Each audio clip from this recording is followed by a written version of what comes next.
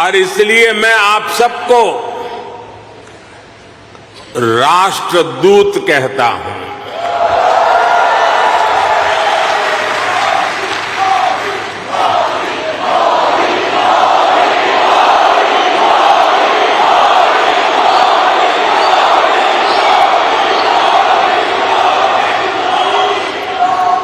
आपने अमेरिका को भारत से और भारत को अमेरिका से कनेक्ट किया है। आपका स्किल, आपका टैलेंट, आपका कमिटमेंट, इसका कोई मुकाबला नहीं है।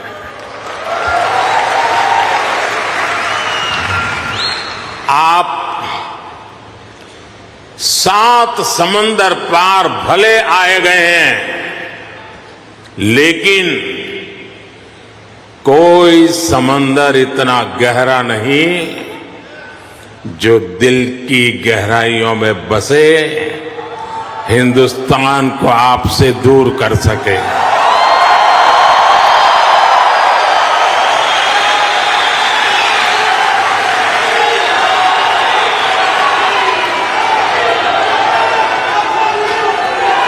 मां भारती ने जो हमें सिखाया है वो हम कभी भी भूल नहीं सकते। हम जहां भी जाते हैं सबको परिवार मानकर उनसे घुल मिल जाते हैं। डायवर्सिटी को समझना, डायवर्सिटी को जीना, उसे अपने जीवन में उतारना, ये हमारे संस्कारों में है, हमारी रगों में है।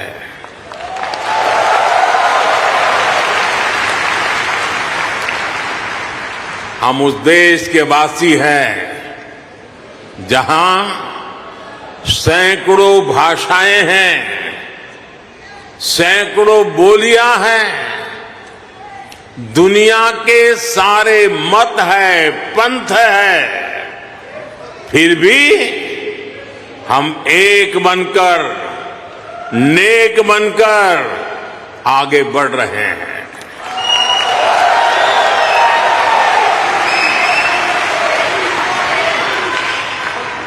यहां इस हॉल में ही देखिए, कोई तमिल बोलता है, कोई तेलुगु, कोई मलयालम, तो कोई कन्नड़ा, कोई पंजाबी,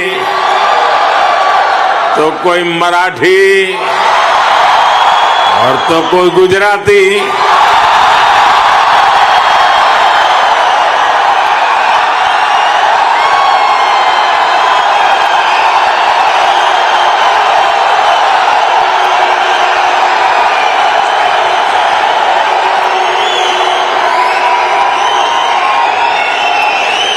भाषा अनेक है, लेकिन भाव एक है, और वो भाव है भारत माता की। वो भाव है भारतीयता। दुनिया के साथ जुड़ने के लिए ये हमारी सबसे बड़ी स्ट्रेंथ है, सबसे बड़ी ताकत है।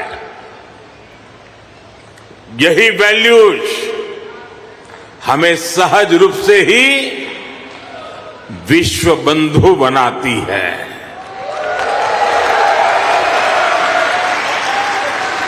हमारे यहां कहा जाता है, तेन तख्तेन भुंजी था, यानी जो त्याग करते हैं वे ही भोग पाते हैं। हम दूसरों का भला करके त्याग करके सुख पाते हैं और हम किसी भी देश में रहे ये भावना नहीं बदलती है। हम जिस सोसाइटी में रहते हैं वहां ज्यादा से ज्यादा योगदान करते हैं। यहां अमेरिका में आपने डॉक्टर्स के रूप में, रिसर्चर्स के रूप में, टेक प्रोफेशनल्स के रूप में, साइंटिस्ट के रूप में या दूसरे प्रोफेशंस में जो परचम लहराया हुआ है वो इसी का प्रतीक है। अभी कुछ समय पहले ही तो यहां T20 क्रिकेट वर्ल्ड कप हुआ था।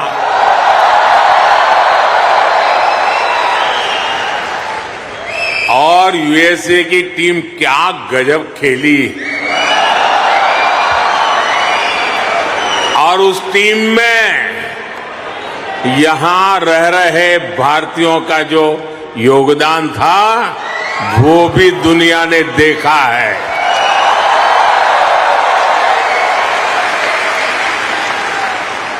साथियों, दुनिया के लिए AI का मतलब है आर्टिफिशियल इंटेलिजेंस, लेकिन मैं मानता हूं कि AI का मतलब है अमेरिकन इंडियन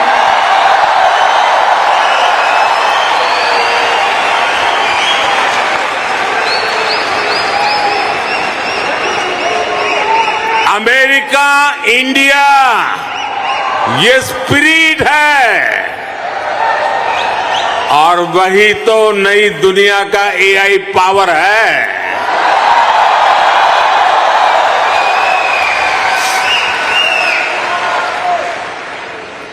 यही AI स्पिरिट भारत अमेरिका रिश्तों को नई ऊंचाई दे रहा है। मैं आप सभी को,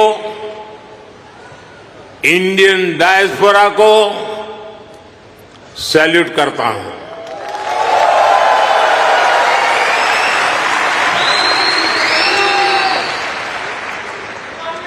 I salute you all.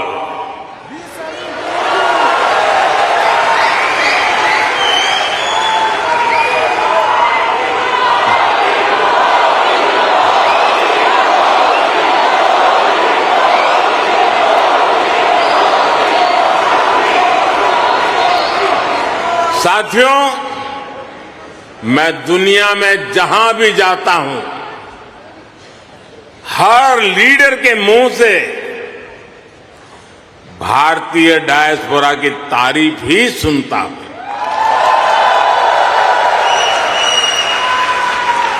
कल ही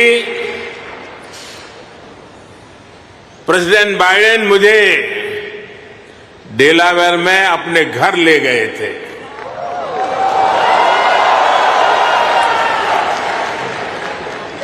उनकी आत्मीयता, उनकी गर्मजोशी मेरे लिए दिल छू लेने वाला मोमेंट रहा।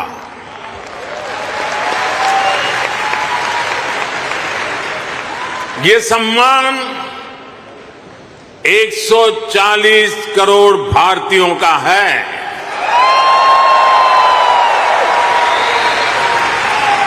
ये सम्मान आपका है, आपके पुरुषार्थ का है। ये सम्मान यहां रहने वाले लाखों भारतीयों का है।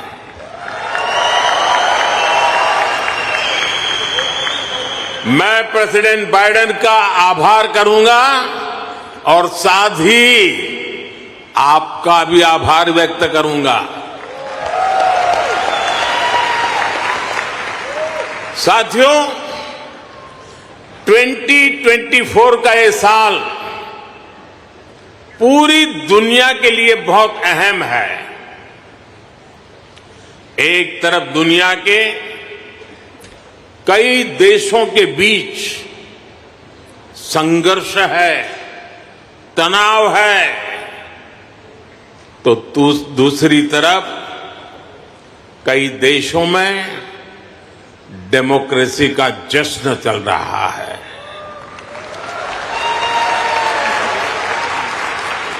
भारत और अमेरिका डेमोक्रेसी के जश्न में भी एक साथ है। जहां अमेरिका में चुनाव होने वाले हैं और भारत में चुनाव हो चुके हैं,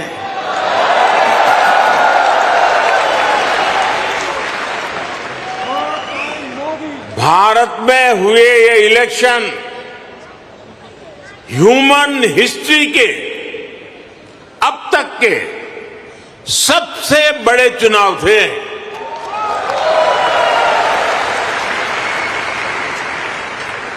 आप कल्पना कर सकते हैं, अमेरिका की कुल आबादी से भी करीब 2 गुने वोटर्स, इतना ही नहीं, पूरे यूरोप की कुल आबादी से ज्यादा वोटर्स, इतने सारे लोगों ने भारत में अपना वोट डाले।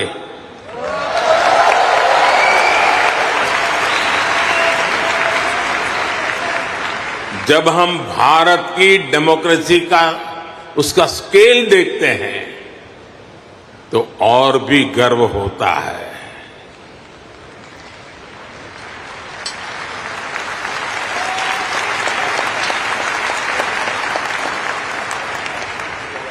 तीन महीने का पोलिंग प्रोसेस,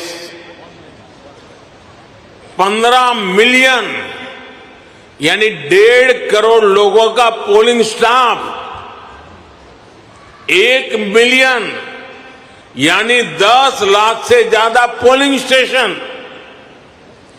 2,500 से ज्यादा पॉलिटिकल पार्टीज,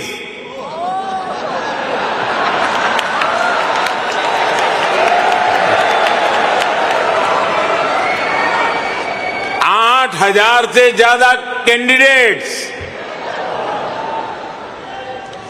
अलग अलग भाषाओं के हजारों न्यूज़पेपर्स, सैकड़ों रेडियो स्टेशन, सैकड़ों टीवी न्यूज चैनल, करोड़ों सोशल मीडिया अकाउंट्स, लाखों सोशल मीडिया चैनल्स, ये सब भारत की डेमोक्रेसी को वाइब्रेंट बनाते हैं।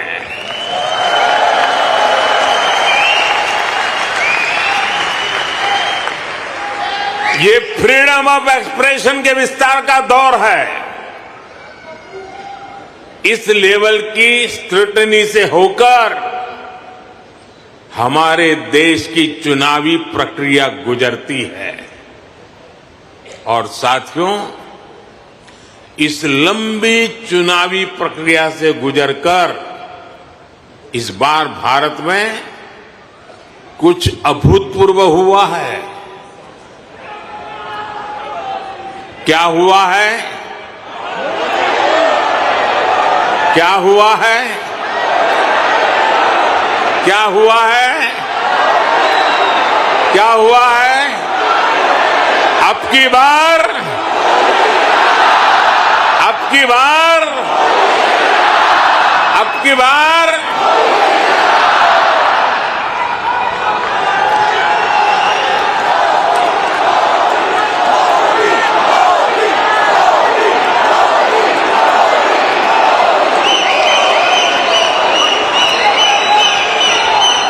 साथियों, तीसरी बार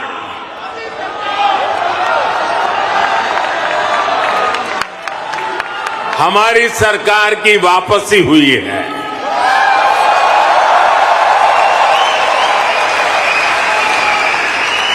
और ऐसा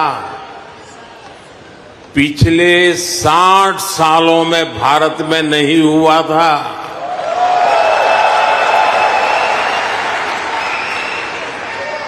भारत की जनता ने ये जो नया मैंडेट दिया है उसके मायने बहुत है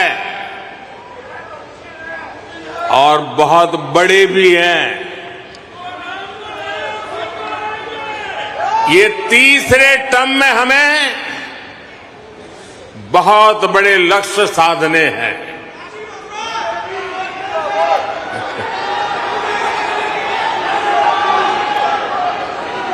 हमें 3 गुना ताकत और 3 गुना गति के साथ आगे बढ़ना है।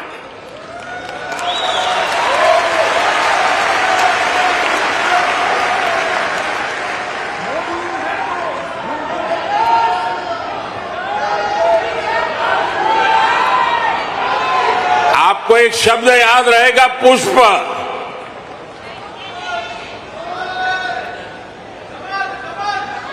हाँ, कमल मान लीजिए, मुझे इतराज नहीं है।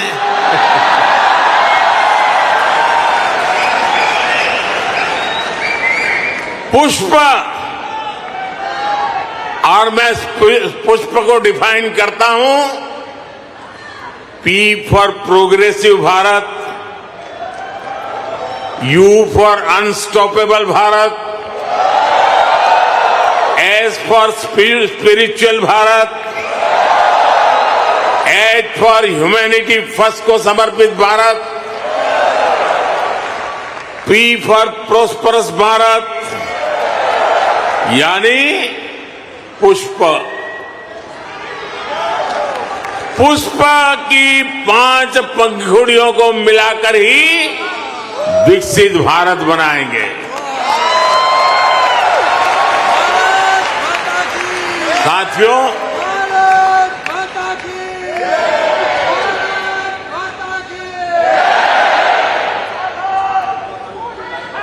मैं भारत का पहला प्रधानमंत्री हूं जिसका जन्म आजादी के बाद हुआ।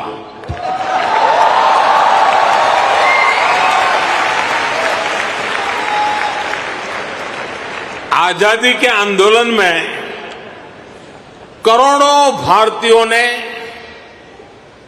स्वराज के लिए जीवन खपा दिया था।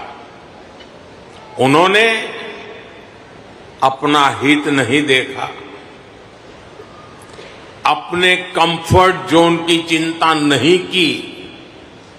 वो तो बस देश की आजादी के लिए सब कुछ भूलकर अंग्रेजों से लड़ने चल पड़े थे। उस सफर में किसी को फांसी का फंदा मिला, किसी के शरीर को गोलियों से भून दिया गया, कोई यातनाएं सहते हुए जेल में ही गुजर गया, कईयों की जवानी जिंदगी जेल में खप गई। साथियों, हम देश के लिए मर नहीं पाए, लेकिन हम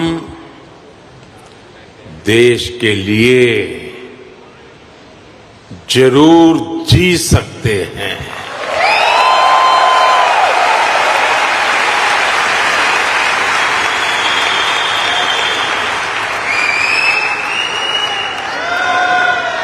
मरना हमारे नसीब नहीं था, जीना हमारे नसीब है।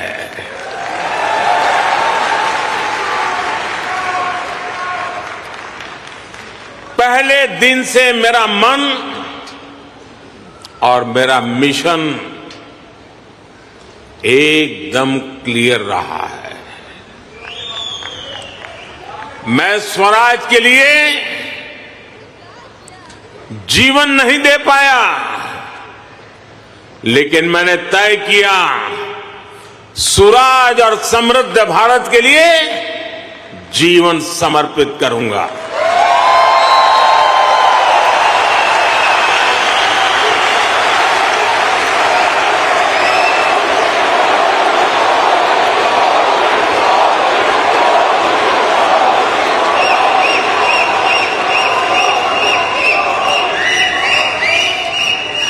मेरे जीवन का एक बहुत बड़ा हिस्सा ऐसा रहा जिसमें मैं सालों साल तक पूरे देश में घूमता रहा, भटकता रहा। जहां खाना मिला वहां खा लिया, जहां सोने को मिला वहां सो लिया। समंदर के किनारे से लेकर पहाड़ों तक, रेगिस्तान से लेकर बर्फीली चोटियों तक मैं हर क्षेत्र के लोगों से मिला, उनको जाना, समझा। मैंने अपने देश के जीवन, अपने देश की संस्कृति, अपने देश की चुनौतियों का फर्स्ट हैंड एक्सपीरियंस लिया।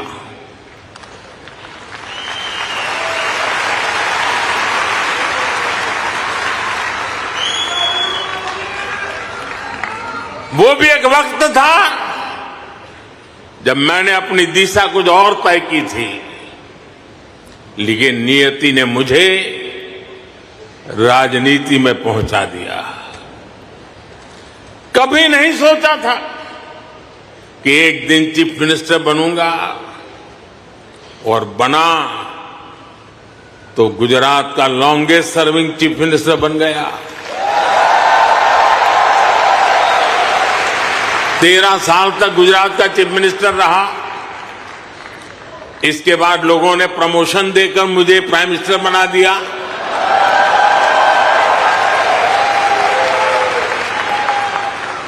लेकिन दशकों तक देश के कोने में जाकर मैंने जो सीखा है, उसी ने चाहे राज्य हो या केंद्र, मेरे सेवा के मॉडल को, मेरे गवर्नेंस के मॉडल को इतना सफल बनाया है।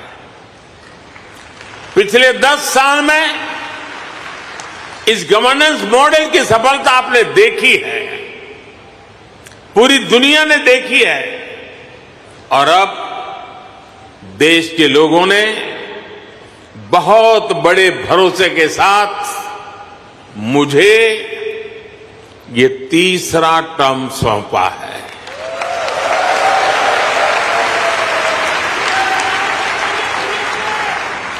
ये थर्ड टर्म में मैं 3 गुना ज्यादा दायित्व बोध के साथ आगे बढ़ रहा हूं। साथियों, आज भारत दुनिया के सबसे युवा देशों में से एक है।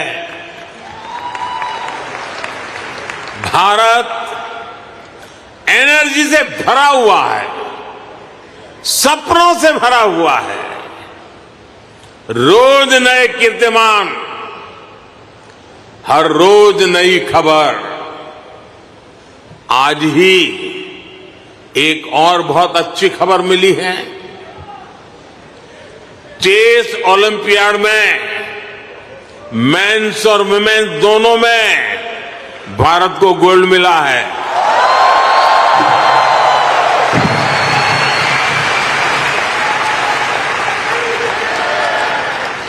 लेकिन एक और बात बताऊं, जब ज्यादा तालियां बजानी पड़ेगी।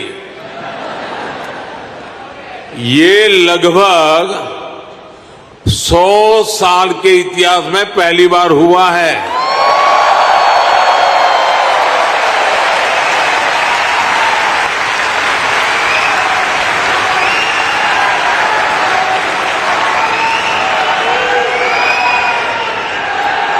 पूरे देश को, हर हिंदुस्तानी को हमारे चेस प्लेयर्स पर बहुत गर्व है।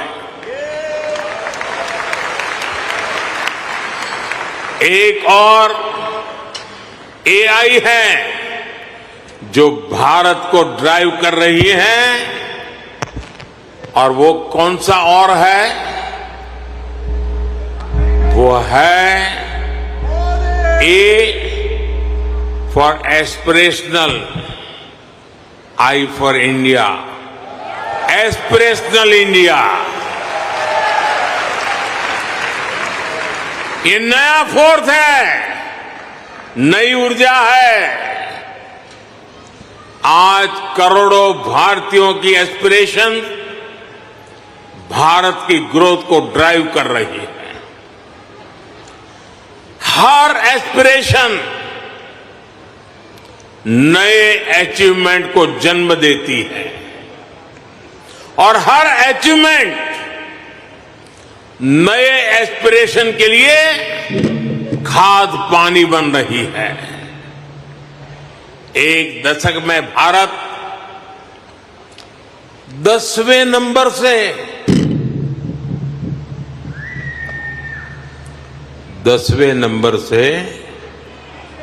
5वें नंबर की इकोनॉमी बन गया।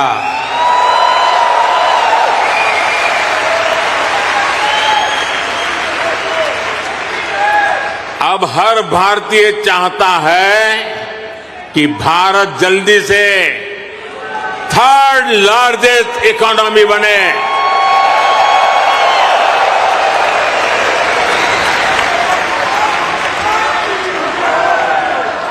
आज देश के एक बहुत बड़े वर्ग की बेसिक नीड्स पूरी हो रही है। पिछले 10 साल में करोड़ों लोगों को क्लीन कुकिंग गैस की सुविधा मिली है। उनके घर तक पाइप से साफ पानी पहुंचने लगा है। उनके घर में बिजली कनेक्शन पहुंचा है। उनके लिए करोड़ों टॉयलेट्स बने हैं। ऐसे करोड़ों लोग अब क्वालिटी लाइफ चाहते हैं। साथियों, अब भारत के लोगों को सिर्फ रोड नहीं, उन्हें शानदार एक्सप्रेस वे चाहिए। अब भारत के लोगों को सिर्फ रेल कनेक्टिविटी नहीं, उन्हें हाई स्पीड ट्रेन चाहिए।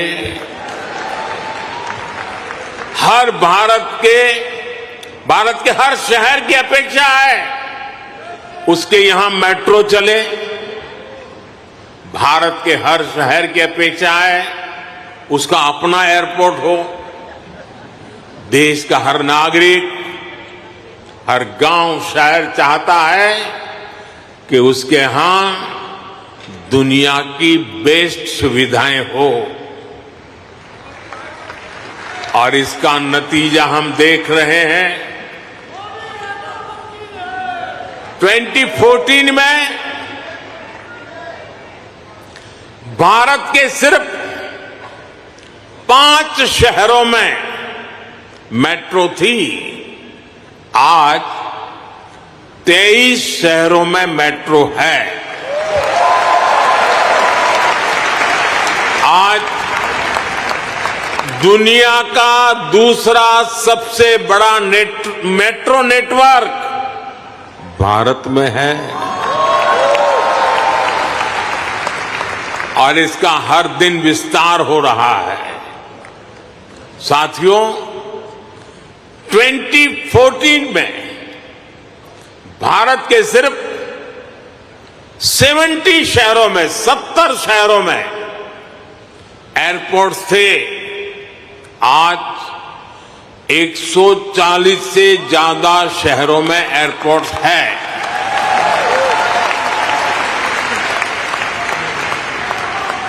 – 2014 में 100 से भी कम ग्राम पंचायतों में ब्रॉडबैंड कनेक्टिविटी थी। 100 से भी कम। आज 2 लाख से भी ज्यादा पंचायतों में ब्रॉडबैंड कनेक्टिविटी है। 2014 में भारत में 140 मिलियन यानी 14 करोड़ के आसपास एलपीजी कंज्यूमर थे। आज भारत में 310 मिलियन यानी 31 करोड़ से ज्यादा एलपीजी कंज्यूमर है। जिस काम में पहले सालों लग जाते थे वो काम अब महीनों में खत्म हो रहा है।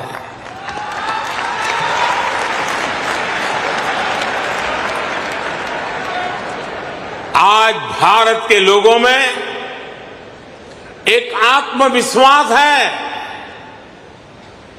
एक संकल्प है, मंजिल तक पहुंचने का इरादा है। भारत में डेवलपमेंट एक पीपल्स मूवमेंट बन रहा है और हर भारतीय विकास के इस मूवमेंट में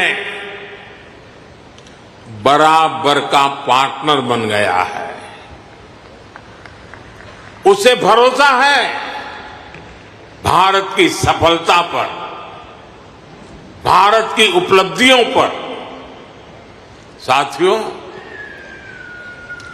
भारत आज लैंड ऑफ अपॉर्चुनिटीज है, अवसरों की धरती है।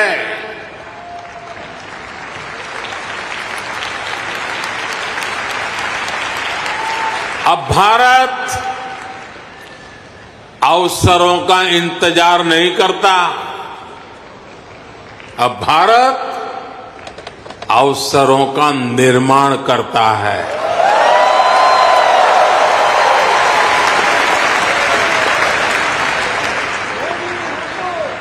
बीते 10 साल में भारत ने हर सेक्टर में अपॉर्चुनिटीज का एक नया लॉन्चिंग पैड तैयार किया है। आप देखिए, सिर्फ एक दशक में ही, और ये बात आप सबको गर्व देगी, सिर्फ एक दशक में ही 25 करोड़ लोग, एक दशक में ही 25 करोड़ लोग गरीबी से बाहर निकले हैं।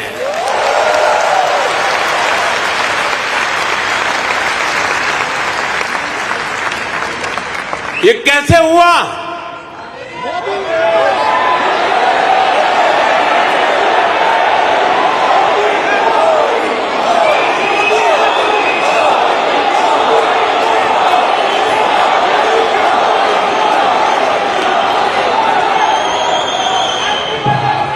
ये इसलिए हुआ, हमने पुरानी सोच बदली, अप्रोच बदली। हमने गरीब को एम्पावर करने पर फोकस किया। 50 करोड़ यानी 500 मिलियन से ज्यादा लोगों को बैंकिंग सिस्टम से जोड़ा। 55 करोड़ यानी 550 मिलियन से ज्यादा लोगों को 5 लाख रुपए तक का फ्री मेडिकल ट्रीटमेंट देना। 4 करोड़ यानी 40 मिलियन से ज्यादा फैमिलीज को पक्के घर देना। कोलेटरल फ्री लोन्स का सिस्टम बनाकर करोड़ों लोगों को ईज ऑफ क्रेडिट से जोड़ना। ऐसे अनेकों काम हुए, तब इतने लोगों ने खुद ने गरीबी को हराया।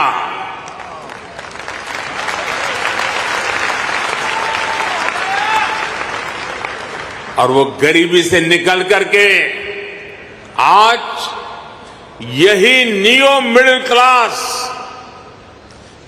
भारत के डेवलपमेंट को तेज गति दे रहा है। साथियों, हमने विमेन वेलफेयर के साथ ही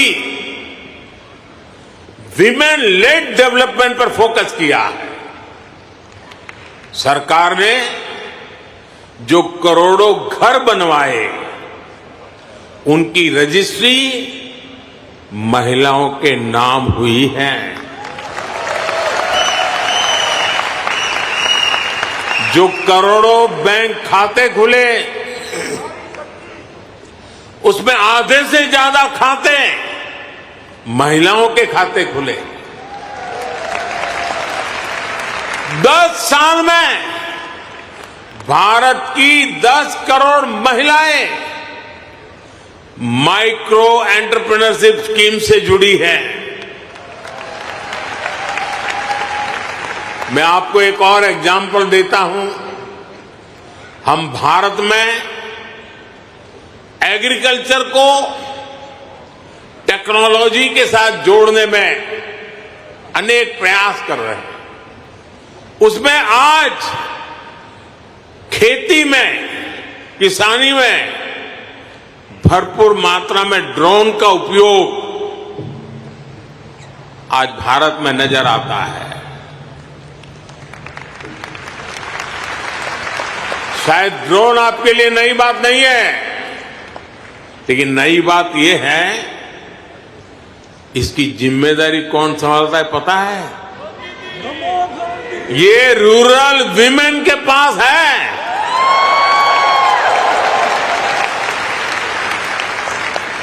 हम हजारों महिलाओं को ड्रोन पायलट्स बना रहे हैं। एग्रीकल्चर में टेक्नोलॉजी का ये बहुत बड़ा रिवॉल्यूशन गांव की महिलाएं लेकर आ रही हैं। साथियों, जो एरियाज पहले निग्लेक्टेड थे, वो आज देश की प्रायोरिटी है। आज भारत जितना कनेक्टेड है, उतना पहले कभी नहीं रहा। आप हैरान होंगे, आज भारत का 5G मार्केट, बताऊं? बुरा नहीं लगेगा ना? आज भारत का 5G मार्केट अमेरिका से भी बड़ा हो चुका है।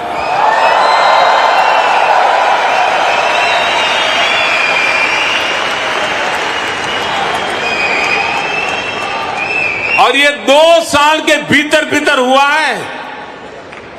अब तो भारत मेड इन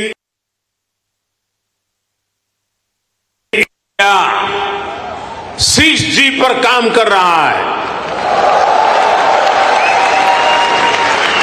ये कैसे हुआ?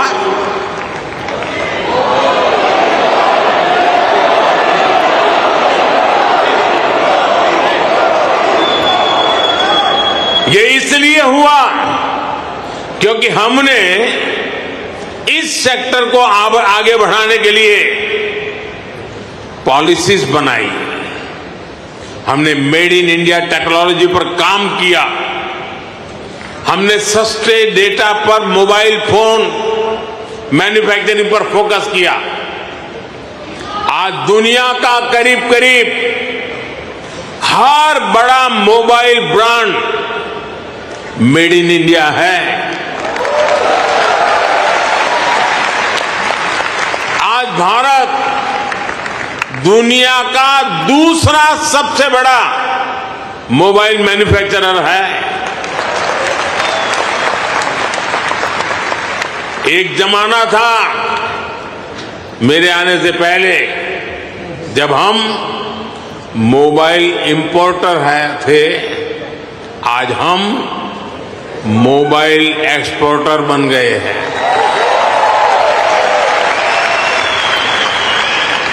साथियों, अब भारत पीछे नहीं चलता। अब भारत नई व्यवस्थाएं बनाता है। अब भारत नेतृत्व करता है। भारत ने डिजिटल पब्लिक इंफ्रास्ट्रक्चर डीपीआई का नया कंसेप्ट दुनिया को दिया है। डीपीआई ने इक्वेलिटी को प्रमोट किया है। ये करप्शन को कम करने का भी बहुत बड़ा माध्यम बन गया है। भारत का यूपीआई आज पूरी दुनिया को आकर्षित कर रहा है।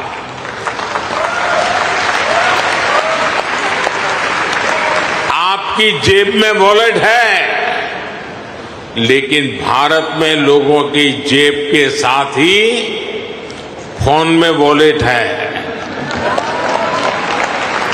ई वॉलेट है।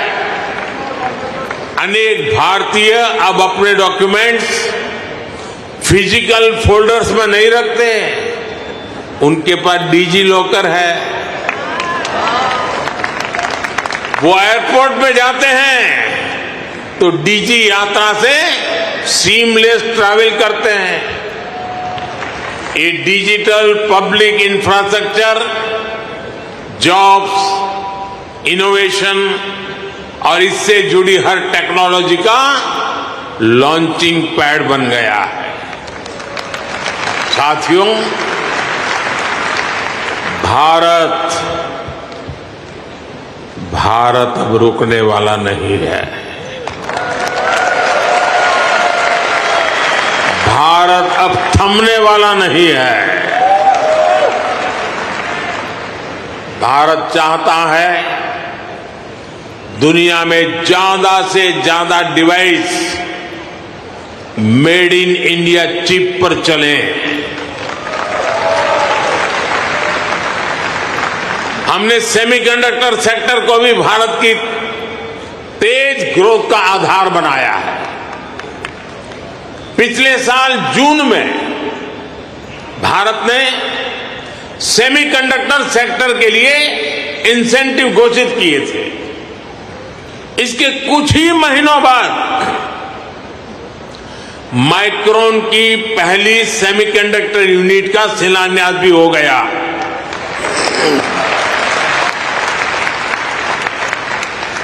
अब तक भारत में ऐसी 5 यूनिट्स स्वीकृत हो चुकी हैं। वो दिन दूर नहीं जब आप मेड इन इंडिया चिप यहां अमेरिका में भी देखेंगे। ये छोटी सी चिप विकसित भारत की उड़ान को नई ऊंचाई पर ले जाएगी। और ये मोदी की गारंटी है।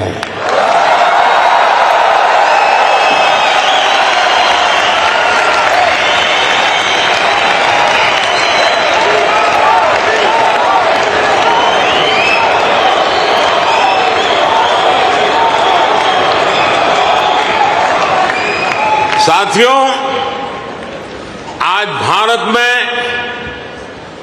रिफॉर्म्स के लिए जो कन्विक्शन, जो कमिटमेंट है, वो अभूतपूर्व है। हमारा ग्रीन एनर्जी ट्रांजिशन प्रोग्राम इसका बहुत बड़ा उदाहरण है। दुनिया की 17% पॉपुलेशन होने के बावजूद ग्लोबल कार्बन एमिशन में भारत की हिस्सेदारी सिर्फ 4% है। दुनिया को बर्बाद करने में हमारा कोई रोल नहीं है।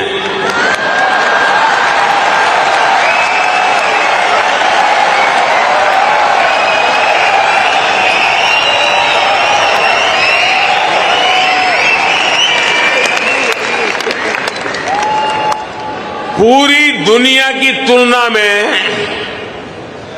एक तरह से यानी कह सकते हैं ना के बराबर है। हम भी सिर्फ कार्बन फ्यूल जलाकर अपनी ग्रोथ को सपोर्ट कर सकते थे, लेकिन हमने ग्रीन ट्रांजिशन का रास्ता चुना।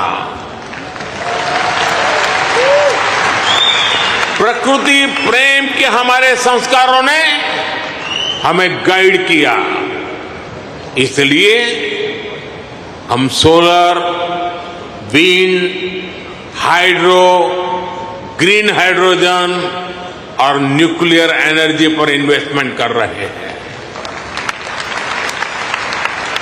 आप देखिए, भारत G20 का ऐसा देश है जिसने पेरिस क्लाइमेट गोल्स को सबसे पहले पूरा कर दिया।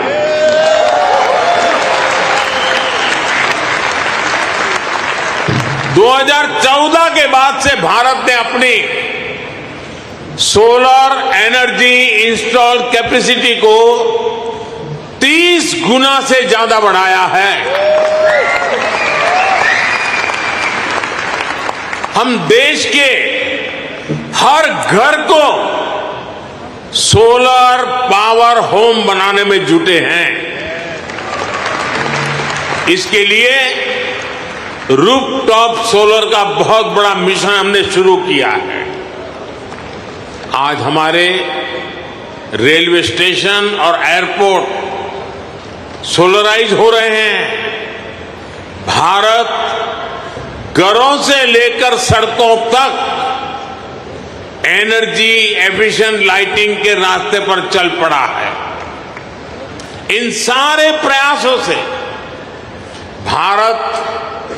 भारत में बहुत बड़ी संख्या में ग्रीन जॉब पैदा हो रहे हैं। साथियों, 21वीं सदी का भारत एजुकेशन, स्किल, रिसर्च और इनोवेशन के दम पर आगे बढ़ रहा है।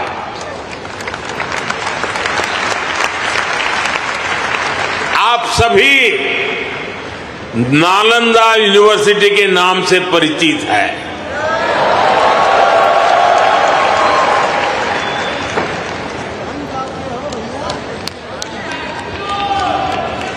कुछ समय पहले ही भारत की प्राचीन नालंदा यूनिवर्सिटी नए अवतार में सामने आई है।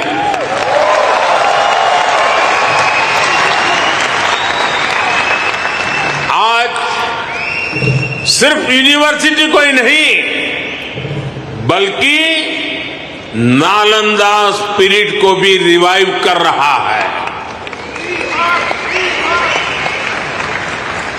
पूरी दुनिया के स्टूडेंट्स भारत आकर पढ़े।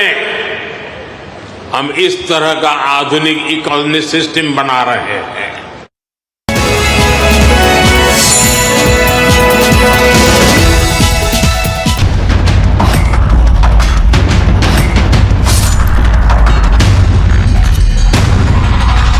मेरा भाई कॉल करके बोला मेरे को ऐसा ऐसा हो रहा है, जल्दी इधर आ जाओ बोल।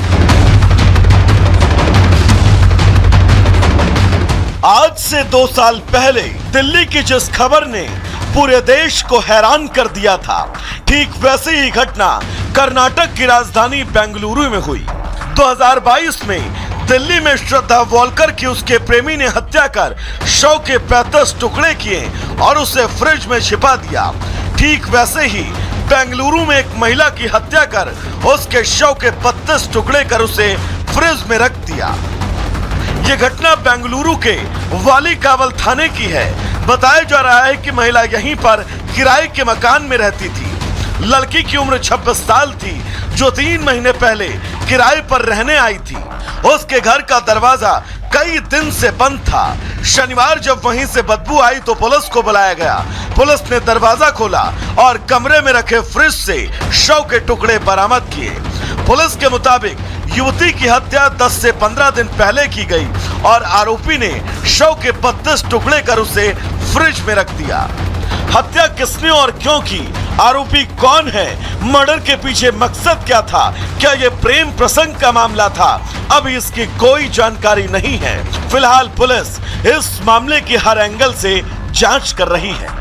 ವೈಲಿಕಾವಲ್ ಪೊಲೀಸ್ ಸ್ಟೇಷನ್ ಲಿಮಿಟ್ಸ್ ಅಲ್ಲಿ ये मर्डर मुनेश्रा नगर में हुआ है, BHK ಮನೆ ಇದೆ. जहां 3 महीने पहले ही किराए पर युवती ने मकान लिया था। हत्या का मामला 10 से 15 दिन पुराना बताया जा रहा है। ಸ್ಟಾಕ್ ಮಾಡಿದೆ. एक लड़का मृतका को घर से लेने और उसे घर छोड़ने आया था। शक है कि उसी ने हत्या की होगी। ಸೊ ಈಗ ಸ್ಥಳಕ್ಕೆ ಸೋಕೋಟ್ बताया जा रहा है कि जिस युवती की हत्या हुई वो दूसरे राज्य की थी, लेकिन वो अपने परिवार के साथ बेंगलुरु में ही रहती थी। वहीं मृतका के भाई ने बताया कि काफी दिनों से उसकी अपनी बहन से बातचीत बंद थी और उसे अंदाजा भी नहीं था कि किसी ने उसकी बहन को बेरहमी से मार डाला। मैं बहुत साल हो गया उनसे कांटेक्ट नहीं किया। अभी बहुत बाद में मेरा भाई कॉल करके बोला मेरे को ऐसा ऐसा हो रहा है, जल्दी इधर आ जाओ बोल के लोकेशन डाला था। अभी चार्ज भी नहीं है मेरे फ़ोन में, इसलिए मैं जल्दी आ गया इधर पे। अभी मैं उधर रहता था, बहुत उधर कोरमंगला रहता था, उधर से आया अभी मैं। घटना दर्दनाक है और जिस तरीके से लड़की की हत्या हुई ये हिला देने वाला है, लेकिन ज्यादा चौंकाने वाला ये भी कि अभी तक आरोपी फरार है और कौन है। सवाल है कि इस वारदात को अंजाम देने वाला शैतान कौन था और उसके हत्या करने के पीछे की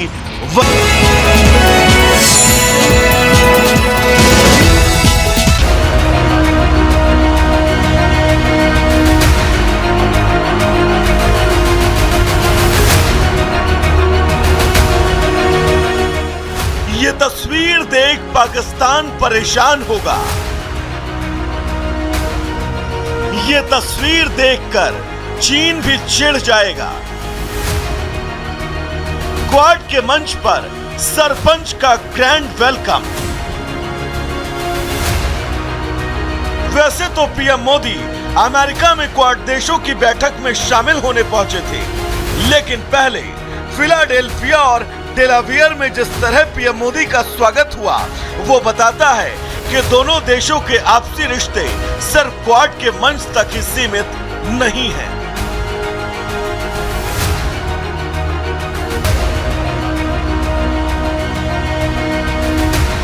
पीएम मोदी के डेलावेयर पहुंचने से पहले ही राष्ट्रपति जो बाइडेन अपने घर के बाहर मौजूद थे और जब पीएम मोदी का काफिला उनके घर पहुंचा तो जो बाइडेन ने उन्हें गले से लगा लिया।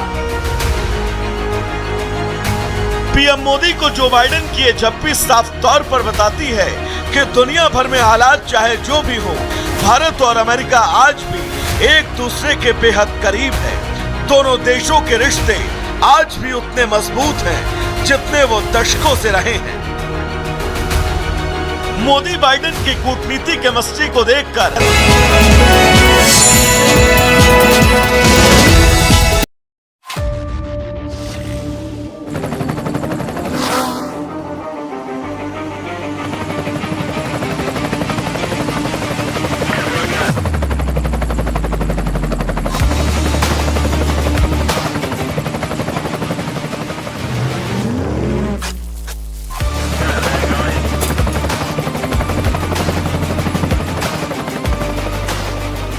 Director, The Taste of Success.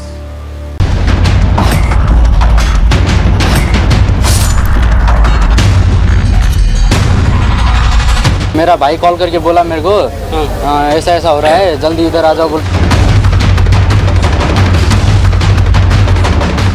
आज से 2 साल पहले दिल्ली की जिस खबर ने पूरे देश को हैरान कर दिया था, ठीक वैसी ही घटना कर्नाटक की राजधानी बेंगलुरु में हुई। 2022 में दिल्ली में श्रद्धा वॉलकर की उसके प्रेमी ने हत्या कर शव के 35 टुकड़े किए और उसे फ्रिज में छिपा दिया। ठीक वैसे ही बेंगलुरु में एक महिला की हत्या कर उसके शव के 32 टुकड़े कर उसे फ्रिज में रख दिया। ये घटना बेंगलुरु के वालीकावल थाने की है।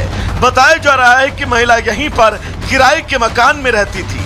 लड़की की उम्र 26 साल थी, जो 3 महीने पहले किराए पर रहने आई थी। उसके घर का दरवाजा कई दिन से बंद था। शनिवार जब वहीं से बदबू आई तो पुलिस को बुलाया गया। पुलिस ने दरवाजा खोला और कमरे में रखे फ्रिज से शव के टुकड़े बरामद किए। पुलिस के मुताबिक युवती की हत्या 10 से 15 दिन पहले की गई और आरोपी ने शव के 32 टुकड़े कर उसे फ्रिज में रख दिया। हत्या किसने और क्यों की? आरोपी कौन है? मर्डर के पीछे मकसद क्या था? क्या ये प्रेम प्रसंग का मामला था? अभी इसकी कोई जानकारी नहीं है। फिलहाल पुलिस इस मामले की हर एंगल से जांच कर रही है। ವೈಲಿಕಾವಲ್ ಪೊಲೀಸ್ ಸ್ಟೇಷನ್ ಲಿಮಿಟ್ಸ್ ಅಲ್ಲಿ ये मर्डर मुनेश्रा नगर में हुआ है, BHK ಮನೆ ಇದೆ. जहां 3 महीने पहले ही किराए पर युवती ने मकान लिया था। हत्या का मामला 10 से 15 दिन पुराना बताया जा रहा है। ಸ್ಟಾಕ್ ಮಾಡಿದ್ದಾರೆ. एक लड़का मृतका को घर से लेने और उसे घर छोड़ने आया था। शक है कि उसी ने हत्या की होगी। ಸೊ ಈಗ ಸ್ಥಳಕ್ಕೆ ಸೋಕೊಟ್ಟು बताया जा रहा है कि जिस युवती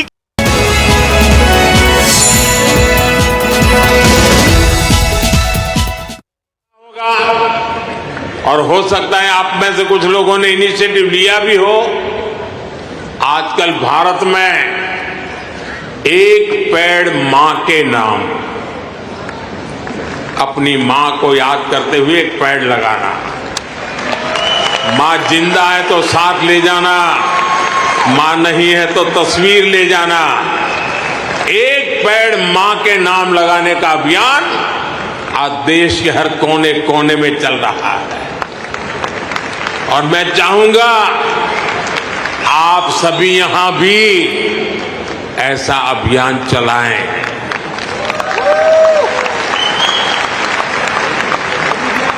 यह हमारी जन्मदाता मां और धरती मां दोनों का यश बढ़ाएगा। साथियों, आज का भारत बड़े सपने देखता है, बड़े सपनों का पीछा करता है। अभी कुछ दिन पहले ही पेरिस ओलंपिक खत्म हुए हैं। अगले ओलंपिक्स का होस्ट यूएसए है। जल्द ही आप भारत में भी ओलंपिक्स के साक्षी बनेंगे।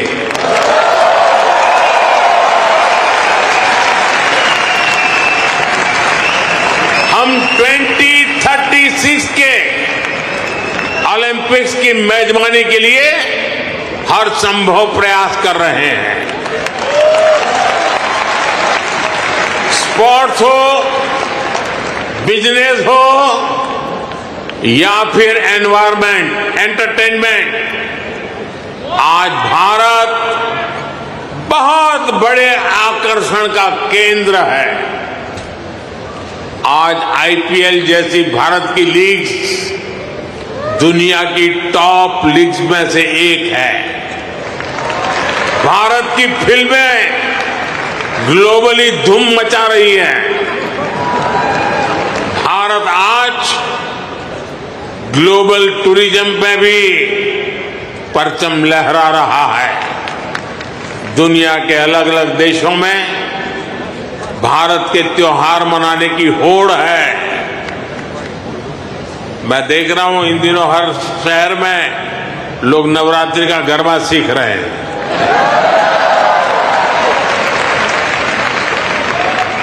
ये भारत के प्रति उनका प्यार है।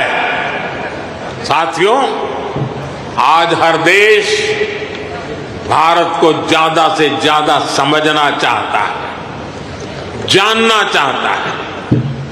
आपको एक और बात जानकर खुशी होगी, कल ही अमेरिका ने हमारे करीब 300 पुराने जो शिलालेख और मूर्तियां थी, जो कभी हिंदुस्तान से कोई चोरी कर गया होगा,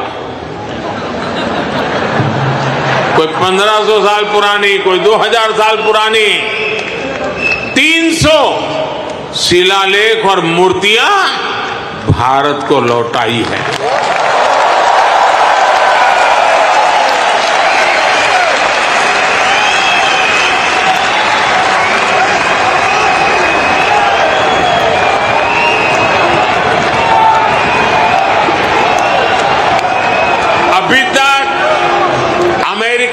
ऐसी लगभग 500 धरोहरें भारत को लौटा चुका है।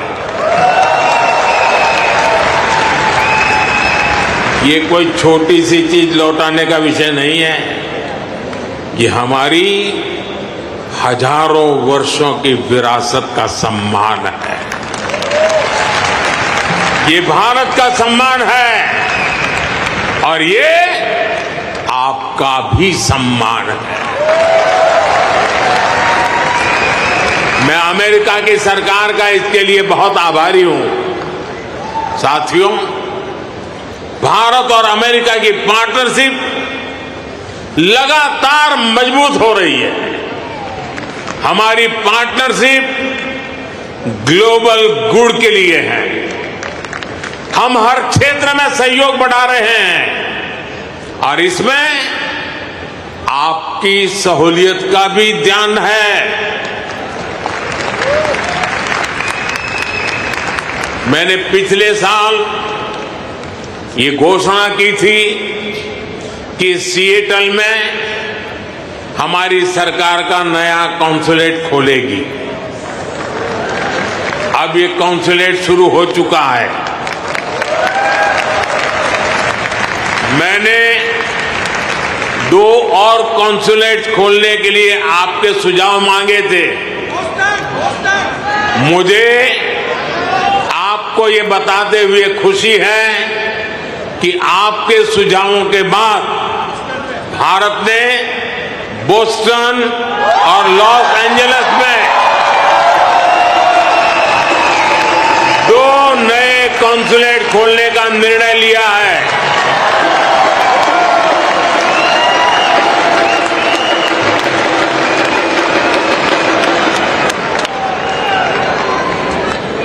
मुझे यूनिवर्सिटी ऑफ ह्यूस्टन में Thiruvalluvar chair of Tamil studies को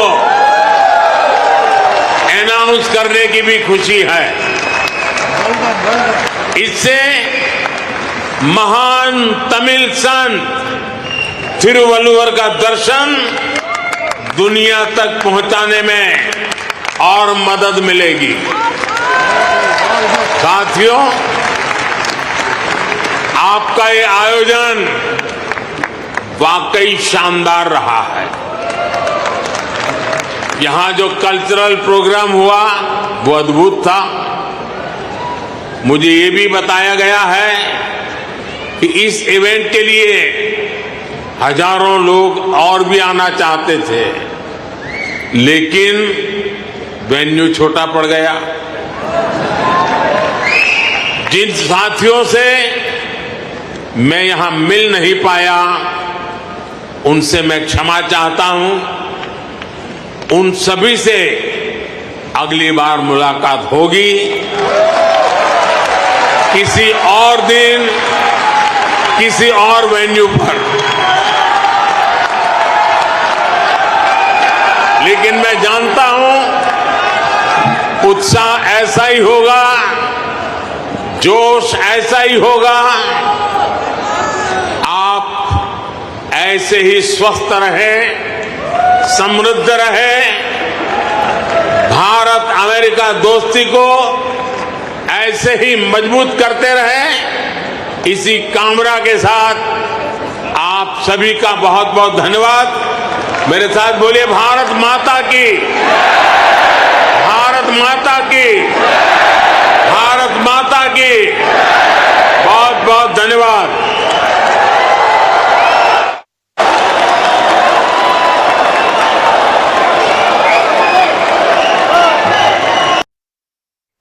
तो प्रधानमंत्री नरेंद्र मोदी को आप सुन रहे थे, ये वो खूबसूरत तस्वीरें आपको दिखा रहे थे और संबोधन आप सुन रहे थे जहां न्यूयॉर्क की धरती पर उन्होंने भारत माता की जय के जयकारे लगवाए और साथ ही अब की बार मोदी सरकार के नारे भी लगवाए। प्रवासियों से कहा कि मैं देश में भटका, जो मिला खा लिया, जहां सोने को मिला सोया।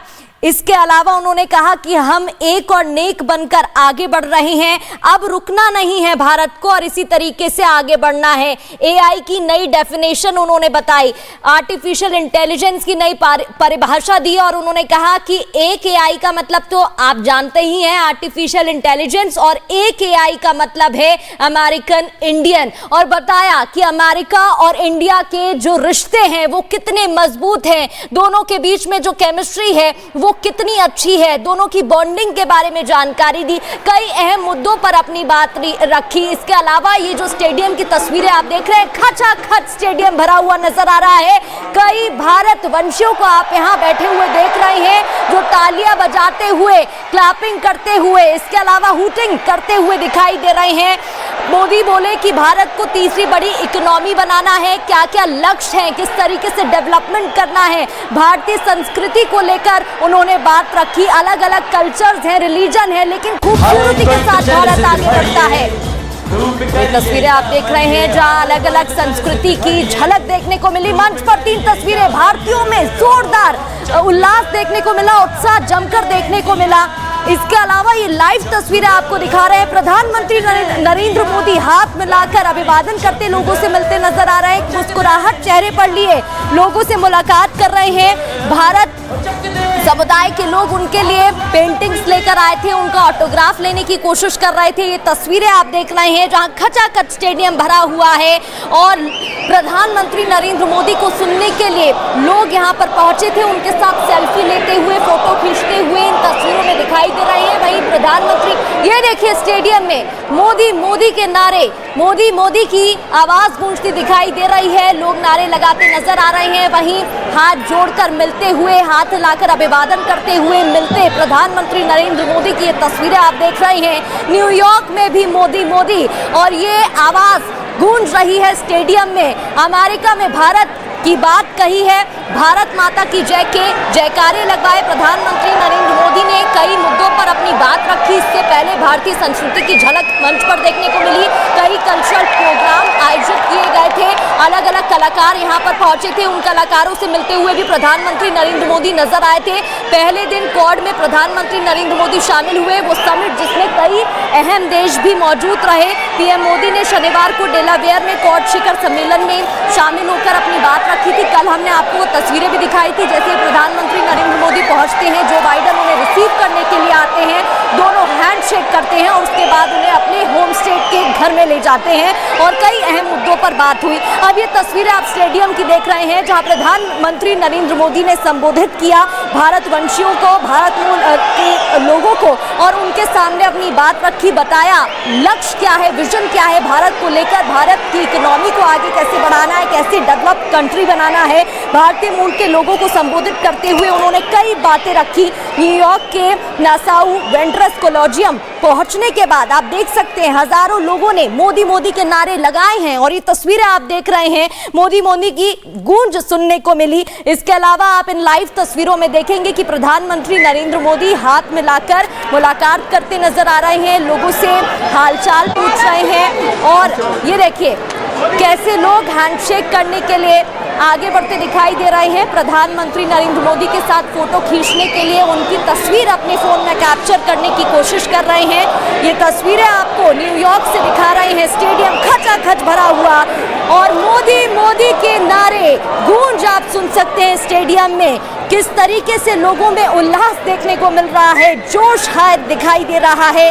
मोदी का मेगा शो रहा जहां प्रधानमंत्री नरेंद्र मोदी ने एआई की अलग डेफिनेशन बताई, इकोनॉमिक विजन के बारे में जानकारी दी। इसके अलावा उन्होंने कहा कि एक और नेक बनकर भारत में भारतीयों को आगे बढ़ना होगा, ऊंचाइयों पर ले जाना होगा और उसके लिए जो भी करना पड़ेगा आपको और मुझे मिलकर करना है। पीएम के यूएस दौरे की बड़ी कवरेज आप देख रहे हैं, एक एक अपडेट आपको सबसे पहले रिपब्लिक भारत पर देने की कोशिश कर रहे हैं और ये तस्वीरें जरा आप देखिएगा, प्रधानमंत्री नरेंद्र मोदी के चेहरे पर एक मुस्कान, मुस्कुराहट के साथ लोगों से मिलते दिखाई दे रहे हैं क्योंकि लोगों में भी उतना ही जोश, उतना ही जुनून और उतना ही उत्साह देखने को मिल रहा है अपने प्रधानमंत्री से मिलने के लिए। वो यहाँ पर पहले ही पहुंच गए थे, करीब 9:30 बजे प्रधानमंत्री नरेंद्र मोदी स्टेडियम में पहुंचते हैं कई कलाकार वहां पर थे, उन्हें रिसीव किया, उनसे मुलाकात हुई। ये अलग अलग तस्वीरें, पहले आप देखिए लाइव तस्वीरें आपको प्रधानमंत्री नरेंद्र मोदी की दिखा रहे हैं, जहां वो लोगों से मुलाकात करते, हाथ मिलाकर अभिवादन करते दिखाई दे रहे हैं। तो खचाखच स्टेडियम भरा हुआ, रंगारंग कार्यक्रम की प्रस्तुति हुई, कई आयोजन यहाँ पर देखने को मिले, भारतीयों का जोश हाई दिखाई दिया और वहीं संगीतमय स्टेडियम भी नजर आया। भारत की बात करें तो अलग अलग कल्चर्स के लिए जाना जाता है और ऐसे में अलग अलग क्लासिकल परफॉर्मेंसेस, फोक डांसेस यहाँ पर देखने को मिले, लोकगीत की प्रस्तुति कलाकार करते नजर आए। कई कलाकार भारत के जाने माने पहुंचे थे, जिनसे प्रधानमंत्री नरेंद्र मोदी ने मुलाकात भी की, उन्हें गले लगाकर मिलते नजर आए, उनका हालचाल पूछा। पीएम मोदी के संबोधन से पहले सांस्कृतिक कार्यक्रम की शुरुआत हुई, जिसकी ये तस्वीरें आप देख रहे हैं। इसके अलावा आपको अलग अलग तस्वीरें दिखा रहे हैं। स्टेडियम कई हजारों लोगों की भीड़ से भरा हुआ दिखाई दे रहा है। लोग सुनने के लिए प्रधानमंत्री नरेंद्र मोदी को पहुंचे, रंगारंग कार्यक्रमों की प्रस्तुति हुई, भारतीयों का जोश हाई दिखाई दिया, हूटिंग की गई। इसके अलावा स्टेडियम में संगीतमय माहौल देखने को मिला। इसके बाद प्रधानमंत्री नरेंद्र मोदी ने संबोधन की शुरुआत की और कहा कि आप 7 समंदर पार हिंदुस्तान के करीब कनेक्ट करते हैं और इसके अलावा आपकी जो स्किल है, आपका जो टैलेंट है, उसका मुकाबला कोई नहीं कर सकता है। दुनिया में जहां जाता हूं, भारतीय प्रवासियों की तारीफ सुनता हूं और इसके बाद गर्व महसूस करता हूं। भारत में इतिहास के सबसे बड़े चुनाव हुए, चुनाव को लेकर उन्होंने बात रखी। 2024 का ये साल पूरी दुनिया के लिए बहुत महत्वपूर्ण है। एक तरफ दुनिया के कई देशों के बीच संघर्ष है, तो दूसरी तरफ कई देशों में लोकतंत्र का जश्न चल रहा है। इतना ही नहीं, प्रधानमंत्री नरेंद्र मोदी ने दुनिया का दूसरा बड़ा मेट्रो नेटवर्क भारत में है, ऐसा कहा।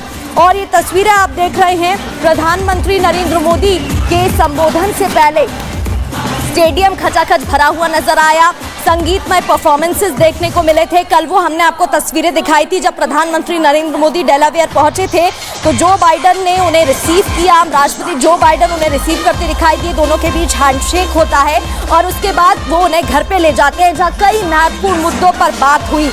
इसके अलावा प्रधानमंत्री नरेंद्र मोदी के संबोधन की बात करें तो भारत को तीसरी बड़ी इकोनॉमी बनाने की बात उन्होंने कहा कि एक दशक से भारत 10वें नंबर से 5वें नंबर की इकोनॉमी बन गया है। अब हर भारतीय चाहता है कि भारत जल्द से 3rd लार्जेस्ट इकोनॉमी बने। अपने इकोनॉमिकल विजन के बारे में जानकारी साझा की, उत्साह जोश हाई देखने को मिला भारतीयों में। मोदी का मेगा शो आपको तस्वीरें दिखा रहे थे, सांस्कृतिक कार्यक्रमों की प्रस्तुति यहाँ पर देखने को मिली। इसके अलावा अमेरिका और इंडिया के बीच में जो केमिस्ट्री है, उसको प्रधानमंत्री नरेंद्र मोदी ने बताया। उन्होंने बताया कि एआई की नई परिभाषा क्या है, आर्टिफिशियल इंटेलिजेंस तो है ही, इसके अलावा भारत अमेरिका की पार्टनरशिप मजबूत हो रही है, प्रधानमंत्री नरेंद्र मोदी ने कहा। इसके अलावा आपको जानकारी देते भारतीय समुदाय से प्रधानमंत्री नरेंद्र मोदी क्या कुछ बोले, आपको सुनवाते हैं। आपने अमेरिका को भारत से और भारत को अमेरिका से कनेक्ट किया है। आपका स्किल, आपका टैलेंट, आपका कमिटमेंट, इसका कोई मुकाबला नहीं है।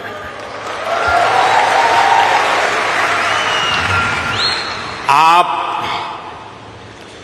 7 समंदर पार भले आए गए हैं, लेकिन कोई समंदर इतना गहरा नहीं जो दिल की गहराइयों में बसे हिंदुस्तान को आपसे दूर कर सके।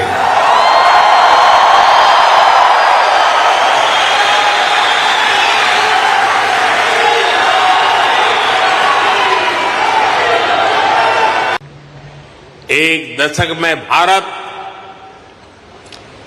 10वें नंबर से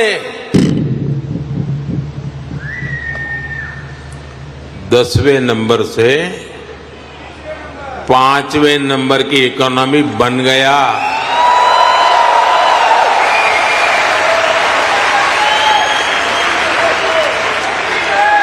अब हर भारतीय चाहता है कि भारत जल्दी से थर्ड लार्जेस्ट इकोनॉमी बने।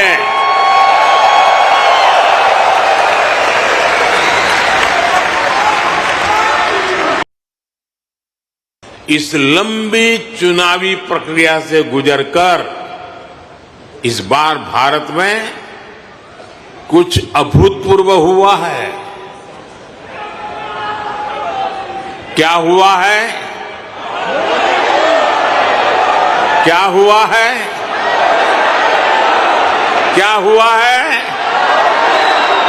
क्या हुआ है? अब की बार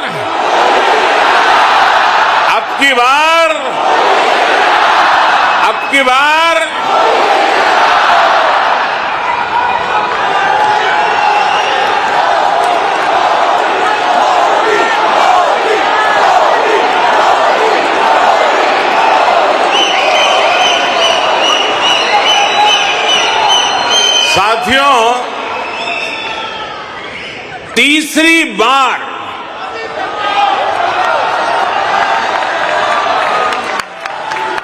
हमारी सरकार की वापसी हुई है।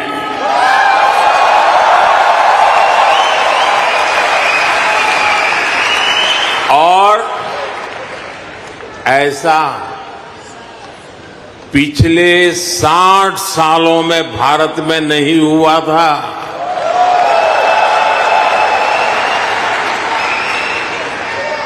भारत की जनता ने ये जो नया मैंडेट दिया है उसके मायने बहुत है और बहुत बड़े भी हैं। ये तीसरे टर्म में हमें बहुत बड़े लक्ष्य साधने हैं।